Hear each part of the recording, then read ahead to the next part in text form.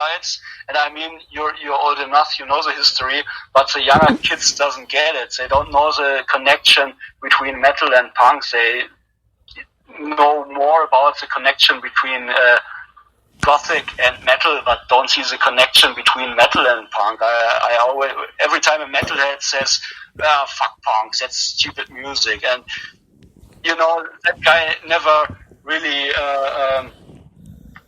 got deeper into that thing, because without punks there wouldn't be bands like Venom or Metallica or Slayer or every extreme form of metal without the speed and the aggression of punk.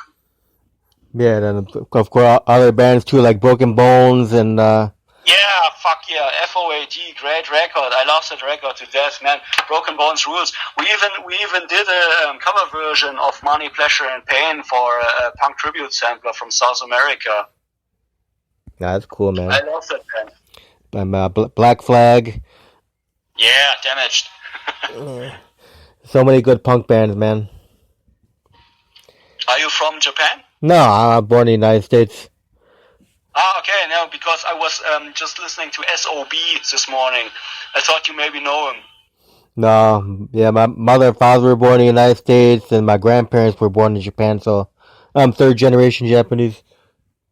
Okay, now check out SOB from Japan, the Thrash Night EP. It's pretty much like Septic Death. If you like Septic Death, check out SOB. Great band.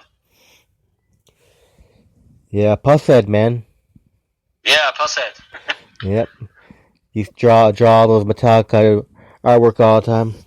Yeah, he worked for Thrasher magazine, and I think he also did merch for Ministry. And there's another really good hardcore punk band called Demon System 13. I think they were from Scandinavia. I saw him live, which was like more a battle than a concert. It was so intense, and he drew one of the cover artworks, the typical Pushead artwork. So yeah. Now you like the Cro-Mags?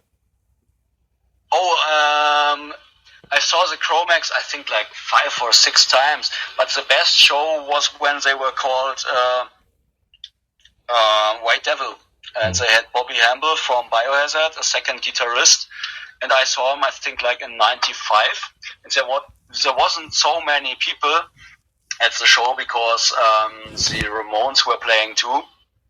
And most of the people went to see the Ramones and Type O Negative, and I like the Ramones, but I think like Age of Coral is one of the best hardcore albums ever. So I went to see White Devil, and they played lots of stuff from I don't know if they played the whole record, but nearly the whole record, and they played some songs from their Best Wishes, and yeah, one of the best concerts I was White Devil. I think they were even better than the Cro-Mags shows I saw.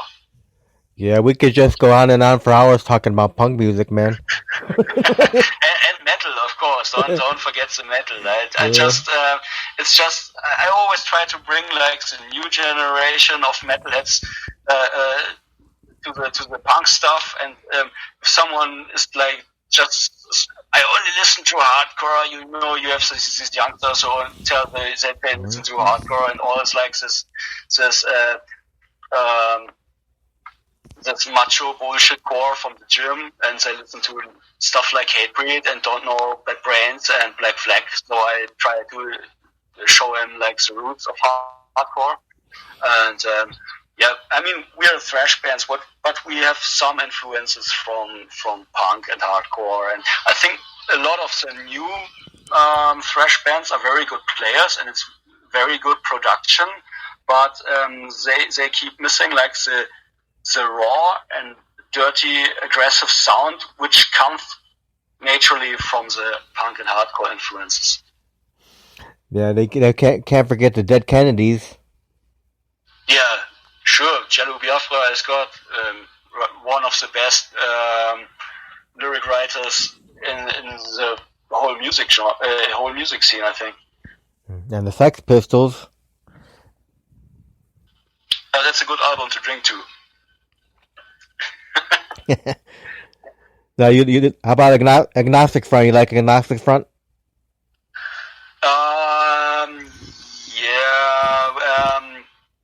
listened a lot to Agnostic Front when I was in my teen years. I saw him live a couple of times. I saw him like last time, I think 2009 with Exodus, and on a big stage, and I think they sucked. I saw them in the 90s, and I thought they were better in the 90s. And but I still dig the records, especially Victim in Pain. Yeah. What do you think? I think that's my favorite Agnostic Front record. What do you think about Murphy's Law? Yeah, I'm not a big fan of trumpets, but they're okay. Not my favorite band. I think they're from New York, right? Yeah. Yeah, but I think my favorite New York bands would be like the Chromax and Leeway.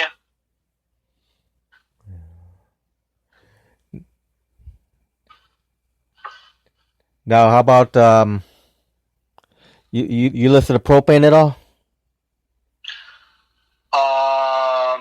Yeah, the first two albums sometimes, but I think it's more like a light version of MOD, so I rather listen to MOD. How about the Crumbsuckers? Yeah, for sure. The first record is one of my favorite records. I think Life of Dreams was it called?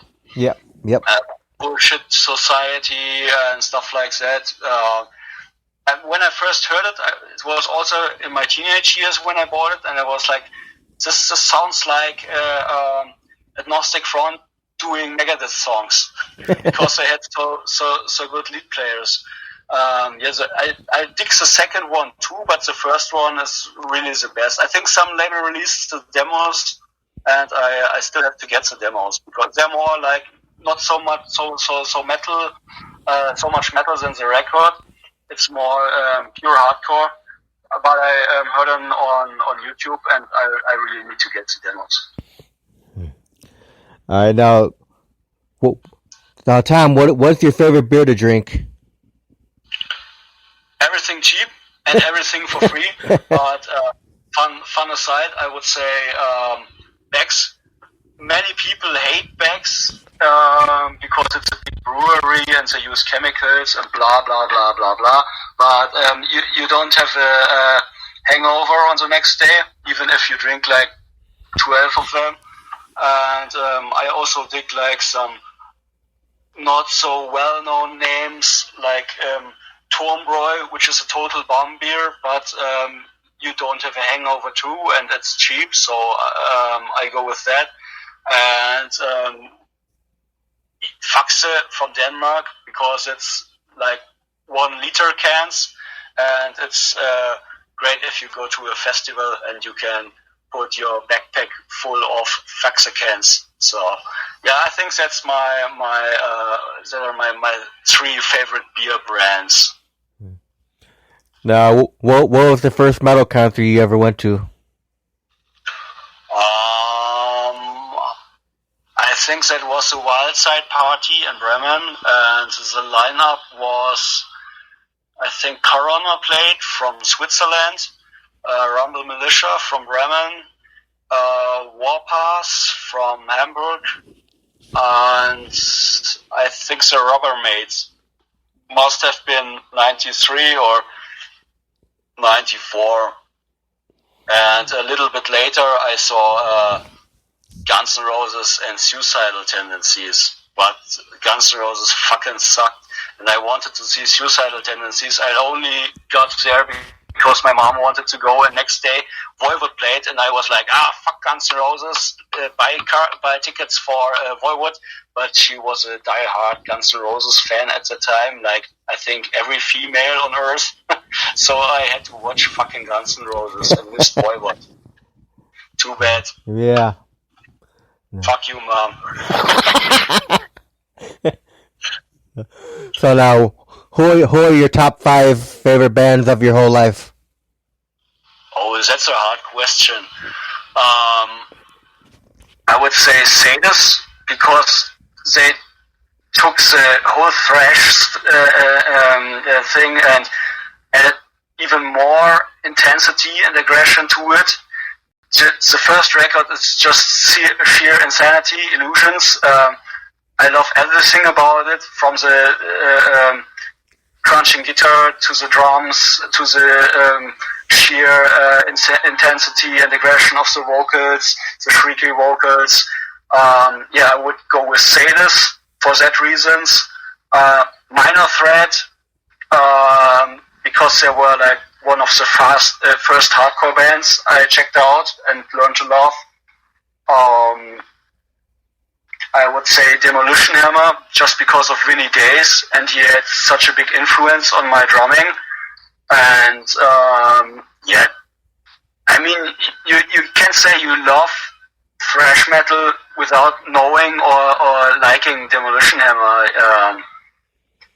And another band I really dig would be Voivod, because they're so different. I mean, there are 1,000 bands you can compare to another band, but Voivod is really something outstanding. They always did their own thing, and they always evolved. And I see them more like an artistic band, more like an art rock band, as a straight thrash band or whatever. They play different genres. Even if I don't like all the records they did, they have my respect for doing what they wanted to do when no one else did, and doing something that's absolutely unique. Then Dark Angel, we did a cover version of Merciless Death, which we still play live. And Darkness Descends is one of the best and most intense thrash albums ever, so them, of course. Then Revenant, Prophecies of a Dying World, and the demos are just godly. If you like stuff like Old Creator, Sadis, or Morbid Angel, check them out. Killer Death Thrash, I think they were from New Jersey. Then I would say Diseased from Washington, D.C., because they never did a bad record. You have like bands that released classic albums, and they made another like 2 or 3 good records, and the rest is crap. But Diseased always delivered, so I would put Diseased in there, and it was always straight from the heart what they did, and I'm glad to see them live after years in, I think, like 2006 or 2007 at Keep It True Festival. Then I would say The Accused, because same like Voivod, they always had like their own lyrical style, which was more comic-wise than other bands. They had their own mascot, which was outstanding and different from like all the Yetis and was the Warpig from Motorhead. It was something completely different. And Accused is one of the bands you hear and you instantly know it's The Accused and it's not another band. I think there's not one band out there who sounds like them. I think we have 8 now. I would go on with Creator, because they're also from Germany, and if you listen to our first 3 records, you can definitely hear their influence. And I always got mad when I was younger and we got the first reviews for our first albums, and they were always mentioning Creator, and I was like, fuck you guys, we don't sound like Creator. But then 10 years later I listened to the same records and damn, we were Creator copycats. But not on purpose, it just happened. Maybe because we were Germans. I don't know. But they left a big impression on us, and I think on pretty much everyone who plays this sort of music. And the last band I want to mention, I can't go out without mentioning Slayer, of course. I think Rain and Blood is just, most people nowadays, it's cool to say, oh, I like Slayer until hell awaits, and then they start to suck, blah, blah, blah. And that's what all like the 12-year-old spandex wearing trendies who weren't there at that time tell you, because they think they have to look cool. But no, I go with Rain and Blood. It's still my favorite Slayer album because it's the fastest, it's the most intense, and it has the best songs. and it's just like a machine gun, and just straight in your face without any bullshit. Comes straight to the point, and leaves you without a destroyed apartment after 29 minutes. I love that record to death. So yeah, Slayer and Rain and Blood. Oh yeah, I used to play that vinyl record over and over and over and over, man. Yeah, my neighbors know every note and every lyric and every tone on that album. Yeah. So now, what is your favorite food to eat?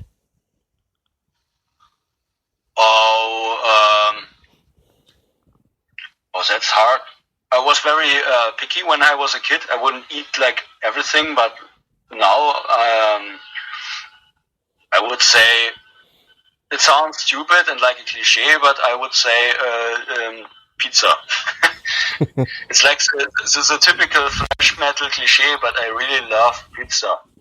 Now, what do you like on your pizza? Depends on my mood. I like everything: salami, tuna, cheese. I'm open for everything. There's pretty much nothing that I don't eat. Some people go to like stores like Subway and be like Aussie hoity-toity princess and I don't eat onions and I don't eat pickles and I don't want this and I want this bread, and I can eat pretty much everything. So I don't have a favorite pizza. So I'm the pizza guy, and I'm not too picky about my pizza. I don't care. Now, if you didn't become a musician, Tom, what do you think you'd be doing with your life, man? The same that I do on my 9-to-5 job. I work logistics. But when I was a kid, I always wanted to be like a preacher at church, because my grandpa had diabetes, and I never got any sweets or candy at home because it's bad and you get diabetes, blah, blah, blah. So I always wanted to be a preacher, because I figured out when I'm a preacher or a pastor at church, I always can like visit all the old hags on the weekend and eat tons of cake. So I always wanted to be a preacher as a kid, or a stuntman. Now that would be cool. Now, what's the weirdest or funniest question that you've ever been asked in an interview? What my favorite food is.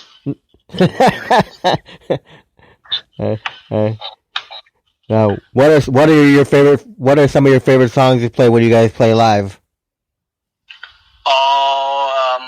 Funny thing is, we don't play my favorite song live. I always wanted to play Obey Society from the Obey record, but sometimes we always, we didn't have the time to rehearse that one. We played it in the studio, and then it never made the way into the set list, and everyone loves that song, but for some reasons we never played it, and it's one of our more technical and complicated songs, and it's fun to play the drum patterns, but it never made the set list because there was always something else. We wanted to play a cover version, or we just recorded a cover version for some tribute sampler. We recorded a shitload of covers for tribute samplers. We just recorded Black Magic from Slayer for a Slayer tribute sampler. We recorded Infernal Death from Death for a tribute sampler. We recorded Broken Bones songs. We recorded a Whiplash cover, yada, yada, yada. But for some reason, that song never made the set list. And maybe I should force the other guys, when we get back together and practice, that we play that song live, because I always wanted to do that song live. And I think the good thing about that band is that every fan has a different favorite song of ours, and everyone wants to hear other songs. There are some songs that people love, for instance The Iceman, that everyone thinks is one of our best songs, but everyone has his own favorite songs from ours. And it's not like other bands where people are like, I'm glad when they play Enter Sandman and I can go home or stuff. Everyone has a different favorite song of ours, so I think that's a good thing. Now, what bands are on your bucket list to play with that you would love to play with one day? I would love to play with Intruder one day because we already did in 2005, and they turned out to be like the nicest, most funny guys I've ever met. I would love to play with Blind Illusion again. We played with them like I think last year, and it was like we saw these people, we met these people, and it was like we knew each other for 20 years, and the singer is like a hyperactive version of Catweasel, and all the members are pretty fun to hang around. So I think it makes a lot easier if you go on tour for like 3 or 6 weeks with people you get along to, and you can drink and smoke and have fun and talk metal. I was sitting there like for hours and listening to old stories from the Bay Area when we played with Blind Illusion, because it's something I'm interested in since I am a teenager. So since I was a teenager, so that was really like a dream come true. But yeah, it's much easier to go on tour with a band you get along with than some dorks you can't stand. So a band music-wise, I always wanted to tour with, and that I really dig as a fan was Wehrmacht, but for some reasons they never made it to Europe and we couldn't play with them. There were some talks about doing some support shows for Wehrmacht in I think 2018, but that never happened. I'm still a bit I'm not really sad, but yeah, it pissed me off a bit that just didn't happen at the time, and for sure I would love to play with Creator. Now, are there any musicians that you would love to collaborate with in the studio someday? Yeah, for sure. We already had some interesting guests on our CDs. We had like Chris on Plastic Culture Pestilence, our last CD. We had like Chris from Erosion, some German crossover band, with guest vocals on one song. We had the guy from Poltergeist. It's a speed metal band from Switzerland. Also one of the bands I grew up with, which was an honor for me to work with him on The Iceman, with guest vocals. On the same song we have guest vocals from Burkhardt, who is in the band called Hate Squad. I don't know if the guys are a well-known band in the US, but in Europe they did all the big festivals like Wacken or Dynamo, for instance. I would love to have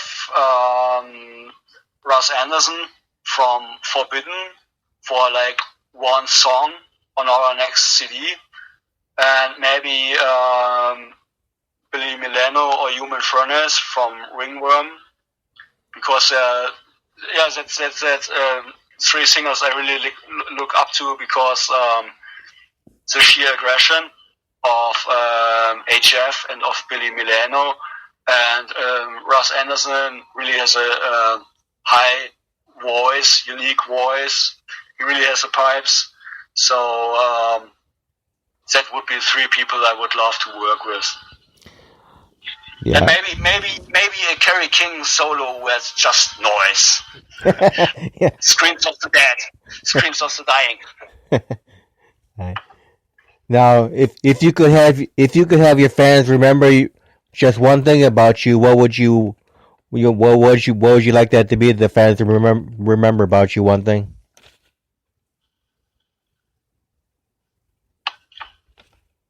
Maybe I would love to be remembered about writing thoughtful lyrics that someone can identify with, or that helped him through a bad phase of his life. And I would be remembered for the guy from that band who is to blame for the destroyed apartment of an 18-year-old Slayer fan. Now, have you ever had any fans come up to you and say you've changed my life with your music? Nah, not really. I mean that's very difficult. But some people told me that they had like a suicidal phase, or that they had depressions, and I wrote some depressive lyrics about suicide and about depression and about loneliness and the bad aspects of life. And when people talk to me and say that helped me through a bad time in my life, that's something that makes me happy, because I felt the same when I was like 15 years old and I had a bad day at school. I came home, I smashed the door and played like the hell out of Carnival's Retaliation and just went to bed and slept with the record on. And my mom was wondering how I can sleep with all the noise in my room. So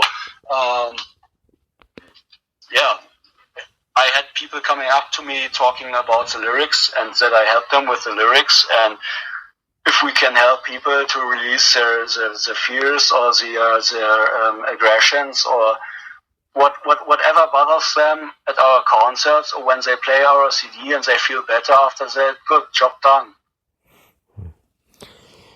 Now, do you think that you could get any better as a musician? And if so, how would you achieve that? Money. Problem is I don't have the time to take lessons anymore. So I get faster and faster and I get more precise, but I don't learn anything new. I really need a teacher who plays like jazz or something different from the whole metal genre, and has the time and to sit down with me and practice, so I can learn something new from someone with a different musical background, which is not just like blast beats or double bass techniques. I want to learn something different and incorporate it into our music without losing our face, without losing who we are. Now, did you ever give drum lessons? Yeah, I did, for a 6-pack of beer to a very hot blonde girl.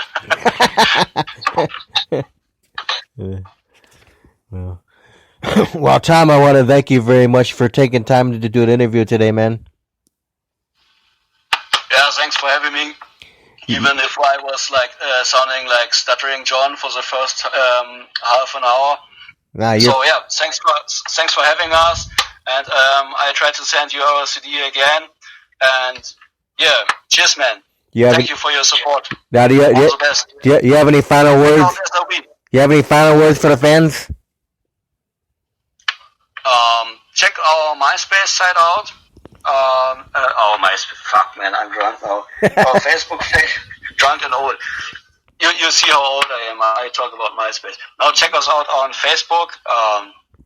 Check us out on YouTube.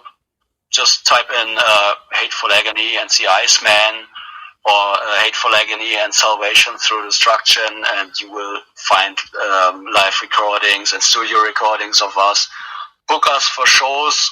We play everywhere for beer and gas money. Buy our merch. I need drum lessons.